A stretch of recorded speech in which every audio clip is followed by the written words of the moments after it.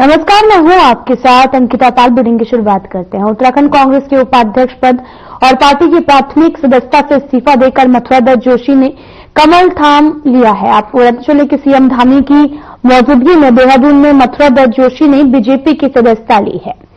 मथुरा दत्त जोशी जो है वो 48 साल के कांग्रेस के बड़े नेता रहे हैं और निकाय चुनाव के मतदान से पहले कांग्रेस के लिए बहुत बड़ा झटका भी है। ये बीजेपी के लिए मॉरल बूस्टर का काम करेंगे। और वहीं कांग्रेस इस इस्तीफे को लेकर भी अचंभित दिख रही है। कांग्रेस प्रवक्ता गरिमा रसौनी ने कहा कि पार्टी ने उनका बहुत सम्मान किया, कई पदों पर बैठाया है।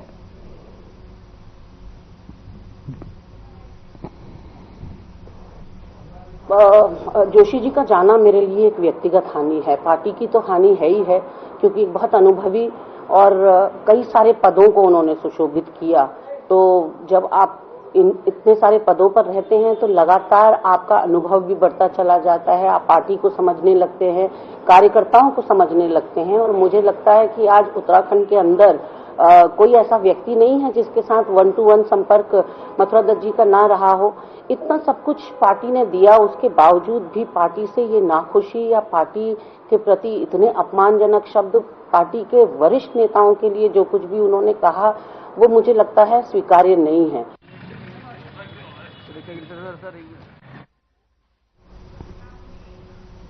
उत्तराखंड कांग्रेस की मुख्य प्रवक्ता गरिमा मेहरा जसौनी ने भी आपको बताते चले कि बीजेपी प्रदेश अध्यक्ष महन भट्ट के उस बयान को हास्यास्पद बताया जिसमें उन्होंने बागियों से नामांकन वापस लेने की बात कही। नामांकन ना वापस लेने की सूरत में उन्हें पार्टी से निकाल बाहर करने की धमकी दी है। कांग्रेस नेत्री ने कहा कि आखिर किस मुंह से महेंद्र भट्ट कार्यकर्ताओं पर कार्रवाई की बात कर रहे हैं। कांग्रेस नेत्री ने भी बीजेपी प्रदेश अध्यक्ष महेंद्र भट्ट पर सवाल दागते हुए कहा कि पार्टी का अनुशासन तब कहा गया था जब मंत्री गणेश जोशी पर आय से अधिक संपत्ति होने पर गंभीर आरोप लगा था। यह अनुशासन तब कहा गया था जब सीबीआई जांच में उद्यान विभाग करोड़ों का घोटाला होने की पुष्टि हुई थी।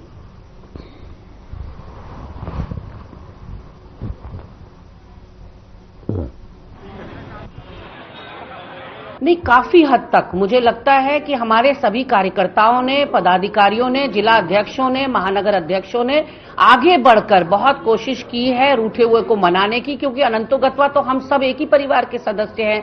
टिकट एक ही का होना था, काफी लोगों का मनोबल भी गिरा, कुछ के दिल टूटे और ऐसे में टिकट क्योंकि नहीं हो पाया कुछ लोगों का तो वो को भवन में चले गए या उन्होंने नामांकन पत्र दाखिल कर दिया।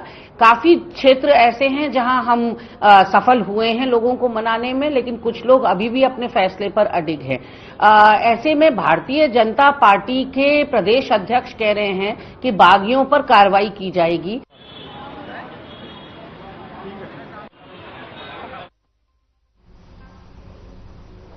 उत्तराखंड में 23 जनवरी को होने वाले निकाय चुनाव में वार्डों में पार्षद का चुनाव लड़ रहे प्रत्याशियों ने अपने अपने वार्डों में चुनाव प्रचार तेज कर दिया है। तो वहीं हल्द्वानी नगर निगम के वार्ड नौतल्ली बमोरी क्षेत्र में बीजेपी पार्षद प्रत्याशी गिरीश नैनवाल ने अपने वार्ड में सभी क्षेत्रों के लोगों से मिलना शुरू कर दिया है।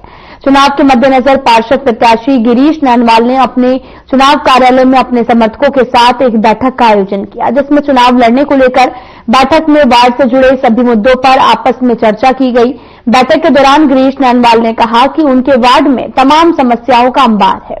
सबसे बड़ा मुद्दा है लोगों की सुरक्षा, जिसमें उनके वार्ड में कुछ लोगों द्वारा शराब पीकर वार्ड का माहौल खराब किया जा रहा है, जिस पर कार्रवाई होना बेहद जरूरी है।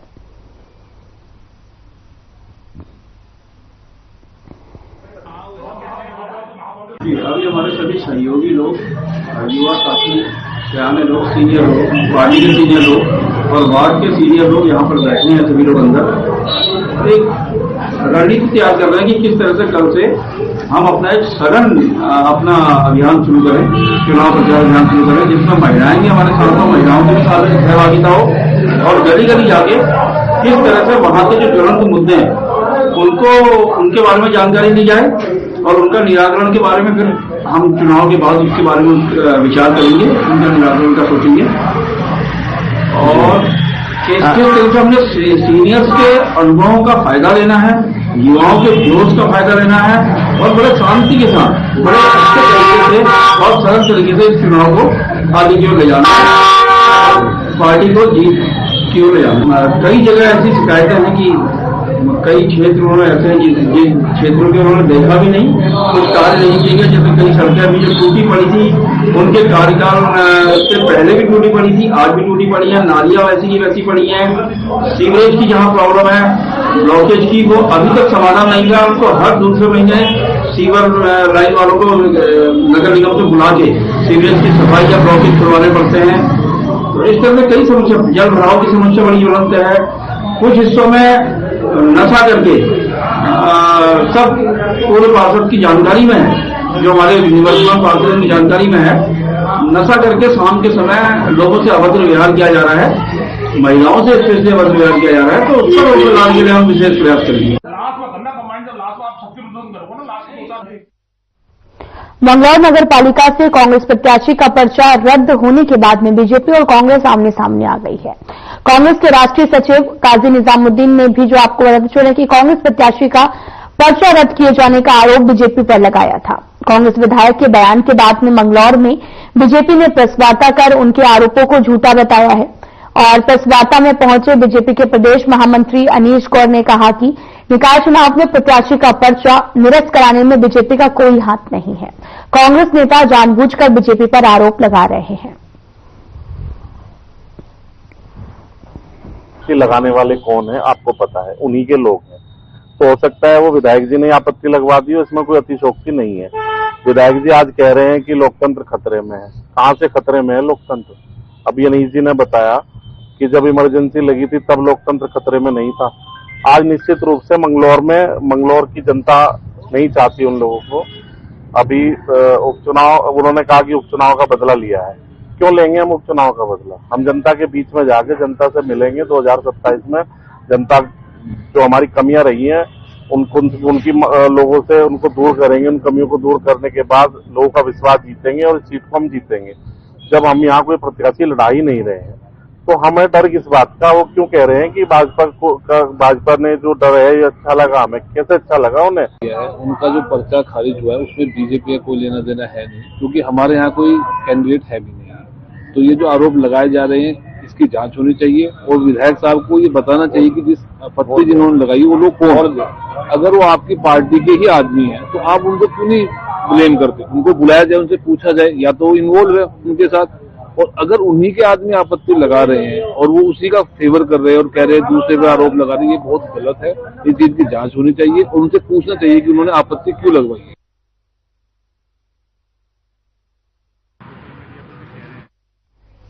फिलहाल यहां रुकते हैं एक छोटे से ब्रेक के लिए।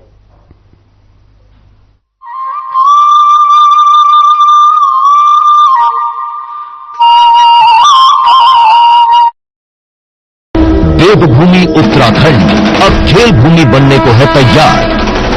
पहली बार राष्ट्रीय खेलों के आयोजन से उत्तराखंड बनाएगा नई पहचान।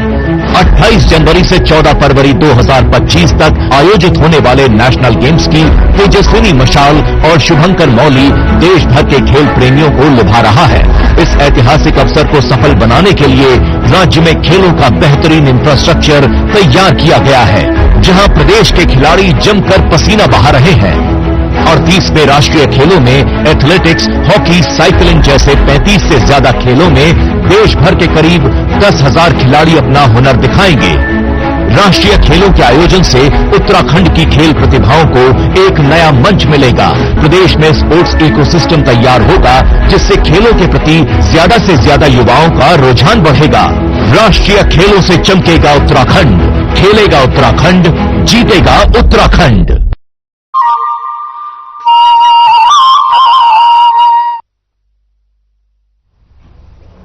इसके बाद स्वागत है आप सभी का। रुख करते हैं खबरों की तरफ। नगर पालिका परिषद पौड़ी के अध्यक्ष पद के लिए निर्दलीय मैदान में उतरने वाली प्रत्याशी हिमानी नेगी ने पत्रकारों से बातचीत करते हुए चुनाव कार्यालय में अपने घोषणा पत्र की जानकारी मीडिया के साथ शेयर की है और इस दौरान उन्होंने कहा कि शहर की तमाम समस्याओं को लेकर भी वे चिंतित हैं।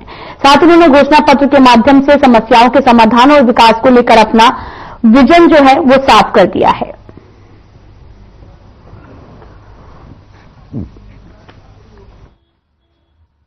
आ गया है। सबसे पहली बात यह है, क्योंकि आप जानते हैं कि किसी भी घर में आप लोग भी परिवार वाले हैं सब लोग, जो आपके घर की कोई महिला होगी, आप क्या सोचते हैं उसकी प्राथमिकता क्या होगी?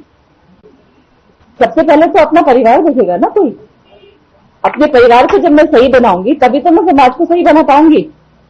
जो कोई भी बोलते, क्या सबकी अपनी सोच है, मैं उनको गलत नहीं बोलते, मैं उनको गलत बोल भी नहीं सकती, लेकिन मेरी प्रायोरिटी उस समय थी कि मैं अपने परिवार को बनाऊं, मैं अपने बच्चों को बनाऊं। और शायद आप लोग जानते ही होंगे कि बहुत हद तक मैं इसमें सफल भी रही। जब मेरे बच्चे बन गए तब मैं इस चीज में आई। मैं यहीं रह रही हूँ, तो जब मेरा परिवार ठीक हो गया तो मुझे अपने नगर को, अपने आसपास को भी तो ठीक करना है। और ये जरूरी नहीं होता भैया कि आप प्रत्यक्ष रूप से सब जगह जाएं। अगर मैं नहीं थी तो मेरी फैमिली तो सब जगह थी।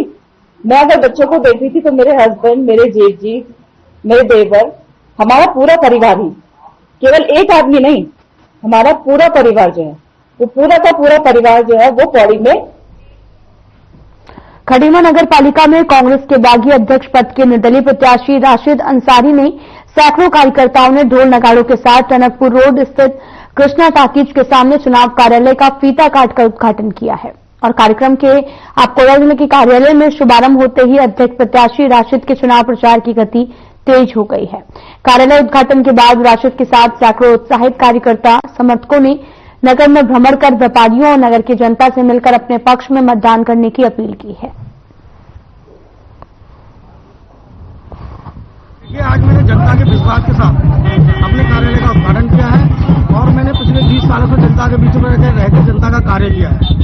मुझे राष्ट्रीय दलों के जो प्रत्याशी हैं उनका कोई भी जनता में जनाधार नहीं है, ना जनता के बीच में रहकर उन्होंने कोई कार्य किया है। मेरा कारोबार भी तहसील से संबंधित है। मैंने जनता के बीच में रहकर उनकी छोटी छोटी समस्याओं को सुना है, उनके निराकरण के लिए तत्काल दिन रात मेहनत कर उनको निराकरण कराया है।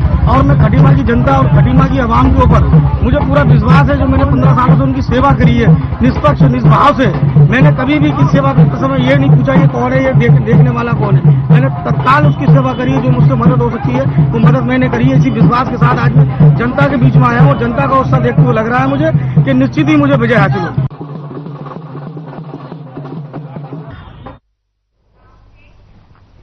श्री अन्य में शामिल मंडुआ उत्तराखंड किसानों के लिए मुनाफे का बड़ा सौदा बन सकता है।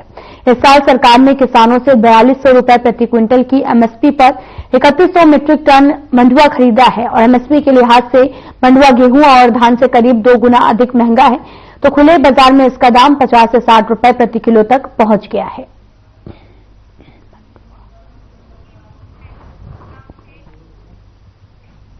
अल्मोड़ा जिले के विकासखंड स्लादे में आपको बताते चले कि धनगढ़ी पुल संघर्ष समिति ने तहसील कार्यालय स्लादे के बाहर स्थानीय ग्रामीणों क्षेत्र में जनप्रतिनिधियों ने प्रदर्शन कर विरोध जताया। साथ ही शासन प्रशासन के खिलाफ जमकर नारेबाजी की है।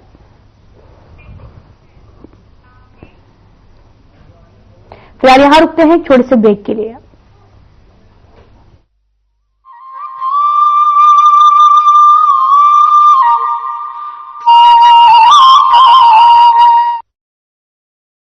उत्तराखंड हर वर्ष गर्मियों के महीनों में लाखों चार धाम यात्रियों और श्रद्धालुओं का स्वागत करती है। सर्दियों में धामों के कपाट बंद हो जाते हैं, लेकिन इस दौरान भी चार धामों की पूजा अर्चना उनके शीतकालीन प्रवासों में अनवरत की जाती है, जहां बड़ी संख्या में तीर्थयात्री दर्शन के लिए आते हैं।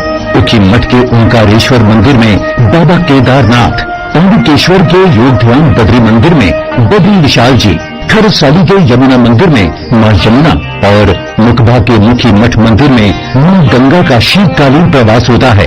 चार धाम के साथ साथ कार्तिक स्वामी, महासु देवता, मां हाट काली, जागेश्वर धाम, नैना देवी, कैची धाम सहित बहुत से धार्मिक पौराणिक महत्व के मंदिर हैं, जहां प्रतिवर्ष लाखों श्रद्धालु हर मौसम में शीश नवाने आते हैं। आइए आप भी इन सर्दियों में उत्तराखंड में आध्यात्म और पर्यटन का आनंद उठाइए।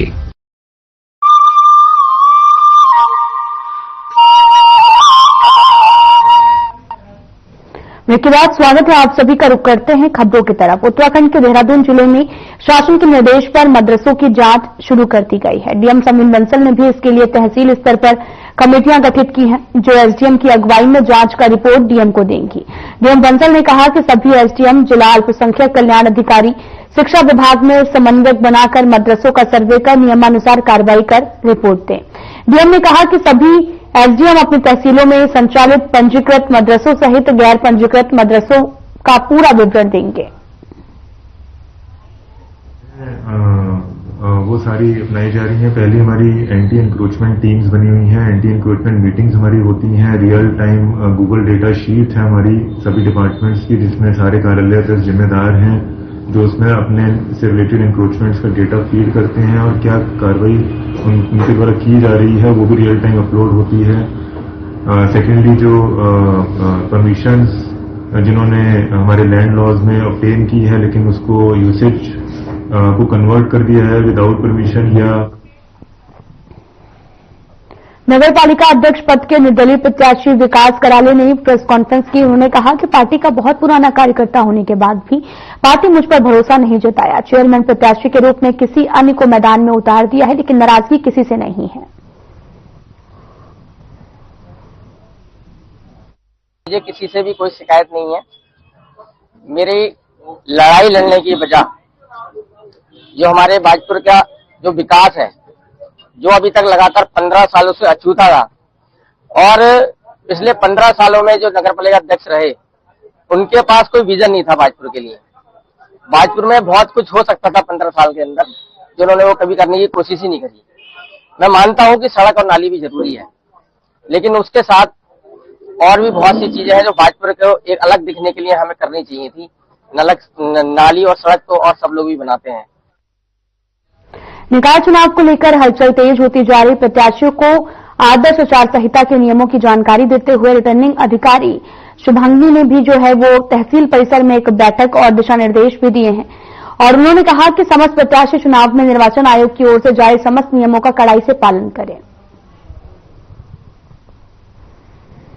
उम्मीदवार है उनके साथ आज हमने व्यय के संबंध में बैठक करी है। जो भी उनकी व्यय सीमा है उसको लेकर उन्हें जो भी इंस्ट्रक्शन हमारे द्वारा दिए जाने थे वो इंस्ट्रक्शन दिए गए हैं और साथ ही साथ आदर्श आचार संहिता के पालन के संबंध में भी उन्हें दिशा निर्देश जारी किए गए हैं। अभी इस तरीके की कोई शिकायत हमारे पास नहीं आई है, लेकिन अगर उल्लंघन होता है तो उसके जो सापेक्ष जो भी कार्रवाई हमारे द्वारा की जानी है वो उचित कार्रवाई की जाएगी।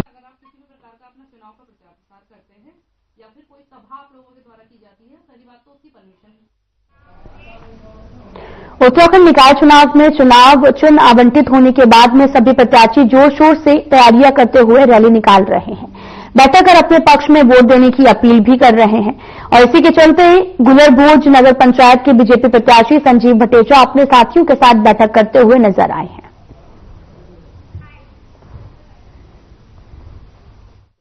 निकाय चुनाव पूरे प्रदेश भर में चल रहा है, उसी के निमित्त गुलरभोज नगर पंचायत में भी हमारे जो प्रत्याशी हैं श्रीमान संजीव भटेजा जी और जितने भी हमारे वार्ड के भारतीय जनता पार्टी के प्रत्याशी हैं, सभी लोगों ने अपनी वार्डों में पुरजोर तरीके से मेहनत चल रही है और निश्चित ही गुलरभोज की जनता माननीय अरविंद पांडे जी के विकास कार्यों पर वोट देगी और हमारे सातों वार्ड मेंबर।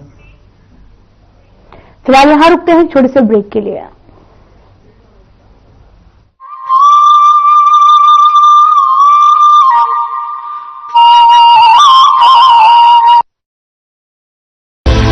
विंटर टूरिज्म का बेहतरीन केंद्र है उत्तराखंड। जहां नजर उठाएं प्राकृतिक सौंदर्य ही पाएं। परिवार के साथ शांति की तलाश हो या चाहिए दोस्तों के साथ थोड़ा थ्रिल, सब कुछ मिलेगा यहाँ। आइए Uttarakhand. Eco tourism, wildlife tourism, adventure tourism, हर तरह के विकल्प हैं मौजूद। जंगलों में लीजिए ट्रैकिंग का मजा, बर्फ से ढकी वादियों में स्कीइंग का लुत्फ, खूबसूरत रास्तों पर माउंटेन बाइकिंग, खुले आकाश में पैराग्लाइडिंग और रॉक क्लाइंबिंग का अपना है रोमांच। मशहूर टूरिस्ट स्पॉट्स के साथ साथ प्रकृति की गोद में बसे हजारों होम स्टे में मिलता है स्थानीय संस्कृति और पारंपरिक जीवन शैली से रूबरू होने का मौका। उत्तराखंड में हर अनुभव, हर गुजरा पल जिंदगी भर की यादें बन जाता है। आप भी उत्तराखंड में पर्यटन का आनंद उठाइए। आइए उत्तराखंड।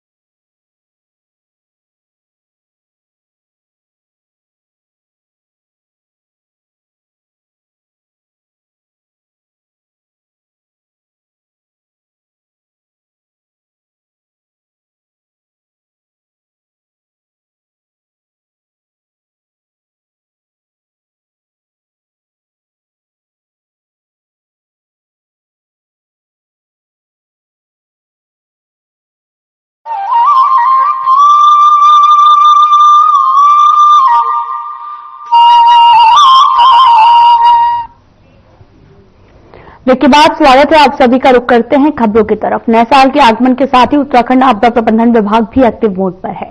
नए स्तर से आपदा से बचाव और आपदा से होने वाले नुकसान को कम से कम करने की तैयारी शुरू कर दी गई है।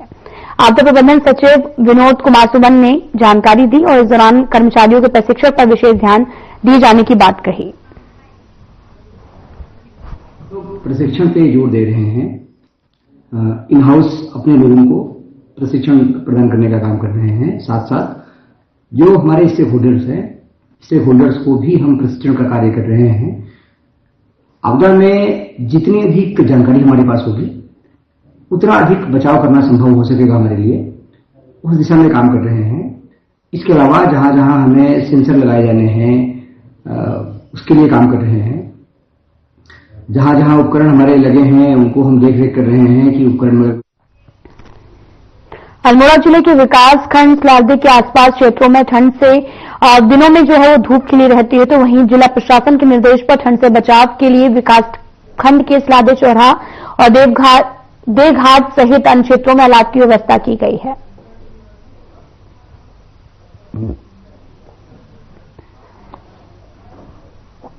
हर वर्ष अलाव की व्यवस्था होती है और प्रशासन के द्वारा यहाँ पे हर साल हम शालदे चौराहे में अलाव की व्यवस्था से बहुत सारे व्यापारी लोग, ठंड बहुत ज्यादा बढ़ गई है इसलिए अलाव की व्यवस्था सरकार द्वारा की जाती है और यहाँ हमारे विकासखंड शालदे क्षेत्र की मांगें उठाई जाती हैं और हमारे सारे व्यापारी भाइयों का इसका पूरा लाभ मिल रहा है।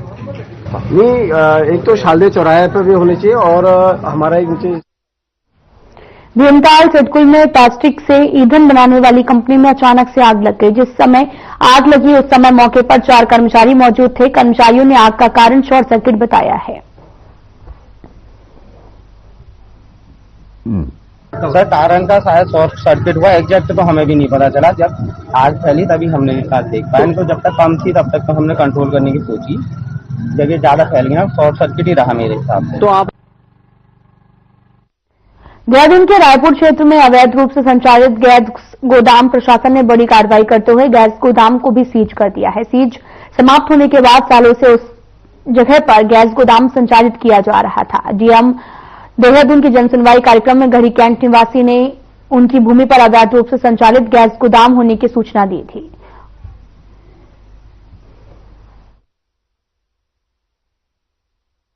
इसमें देखिए मामला ये है कि एक महिला है, वृद्ध महिला, लगभग 80 वर्षीय महिला लीलावती, वो हमारे पास जनता दरबार में शिकायत लेकर आई थी कि उनकी जो विधिक भूमि है उस पर किसी व्यक्ति ने एक अवैध रूप से गैस गोदाम बना लिया है। इस पूरे मामले की हमने जांच की और जांच में ये पाया गया है कि एक व्यक्ति जो है लोकेश उनियाल नाम से, वो एक बिना किसी वैध भूमि स्वामित्व के इस महिला की भूमि पर एक गैस गोदाम चला रहे थे।